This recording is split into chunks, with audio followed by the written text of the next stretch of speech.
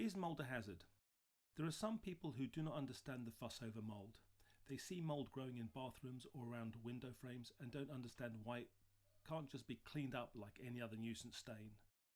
They may think that cleaning off mould with bleach is a great idea because they think it is a safe way to kill it. Some people think that those claiming to be ill from exposure to moulds are crazies, nut jobs or hypochondriacs suffering from something completely different and nothing to do with the mould altogether, or are just seeking attention. I'm not medically qualified to comment on the link between mould and ill health, but I can point to documents that, as a professional, I have no choice but to comply with. Let's start with COSHH. COSHH stands for Control of Substances Hazardous to Health. COSHH is a regulation under the Health and Safety at Work Act of 1974. This is the COSHH ACOP, or Approved Code of Practice, 6th edition, published in 2013, which could be described as 3 health and safety executive publications in one. It contains the regulations themselves, i.e. the law, the approved code of practice, and guidance to help businesses understand and comply. Our first clue in the COSHH ACOP that mould is a hazard can be found in section 29 under the heading of Asthmagens. Remember that mould is not a scientific name. HSE uses the correct term, fungi. This is what it says in section 29. Occupational asthma may be caused by manufactured chemicals or naturally occurring materials such as fungal spores. Now, as the name of the legislation implies, the Health and Safety at Work Act does not govern what you do in the privacy of your own home, but it does provide protection to you from being harmed by others from any work activity. A cleaner working in your home must obey the law. You are at home, but they are at their place of work. The Health and Safety at Work Act protects the public as well as the worker from unsafe work practices. In fact, under Section 3 of the Management of Health and Safety at Work Regulations 1999, businesses are required by law to undertake a risk assessment to identify what hazards are present in the sphere of their work, who may be harmed, and to implement measures that reduce the risk of harm to a level that is as low as is reasonably practicable. If someone is offering to remediate your home from mould, you have the protection of the Health and Safety at Work Act, COSHH regulations, and the Management of Health and Safety at Work Regulations 1999. Okay, so you are still not convinced that mould is that bad. Let's drill down into this a bit further. Here we have the approved list of biological agents. This is the 4th edition published in 2021. This document is published by the HSE as additional guidance to COSHH. This document includes biological agents such as bacteria, viruses and fungi. Here's the top of the section relating to fungi. Many, if not all, of the fungi listed in the approved list of biological agents are what you and I would call moulds. There are 9 entire genera of fungi which would cover thousands of species and singles out another 34 individually named species as human pathogens. In the schedules of COSHH and the annexes in the approved list of biological agents, which are in the back of these publications, there are descriptions of the levels of containment that are required for the listed pathogens. All the moulds require some form of containment.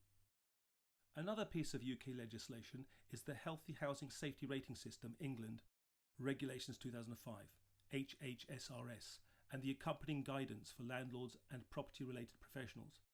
This is from HHSRS guidance.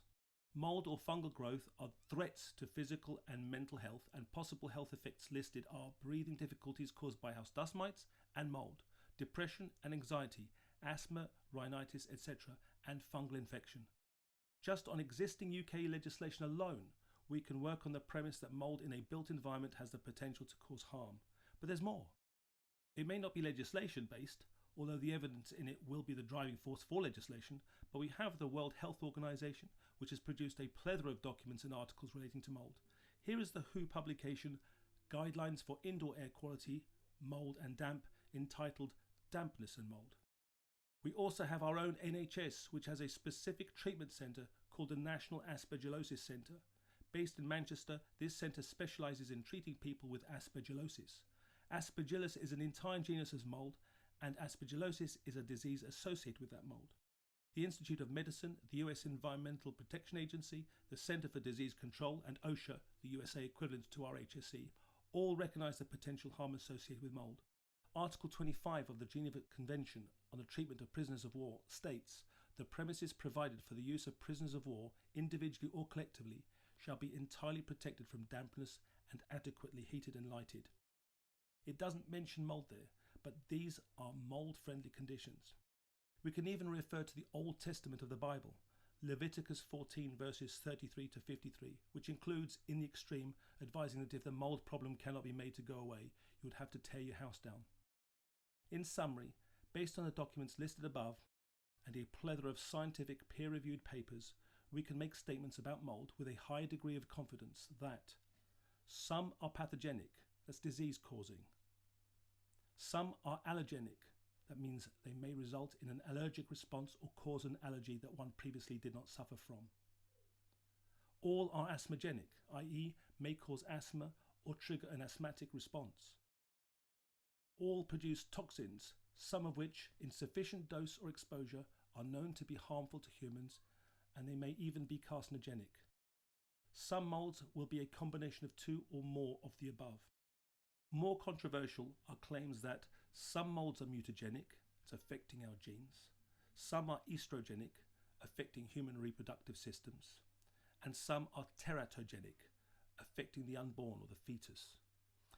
Even if some of these claims are unproven to the standards required by today's medicine, with science making new discoveries relating to the harmful effects of mould, it is wise to treat all moulds as if they have the potential for harm and regard them as a hazard to human health. Here is another quote from COSHH. Infection is dependent on a number of variable factors and not necessarily the amount of the agent that is present. So harm may be linked to the dose, the frequency and the duration of exposure. It is also likely to be linked to the species of the mould the individual is being exposed to. For those who are susceptible or already sensitized, in other words, persons who are atopic, which is about 5 to 10% of the human population, these exposure variables can be at much lower levels than for the rest of us to cause distress and discomfort. Another episode in the series covers the causes of mould and why it grows in some places and not others. Look for the link. Thank you for watching.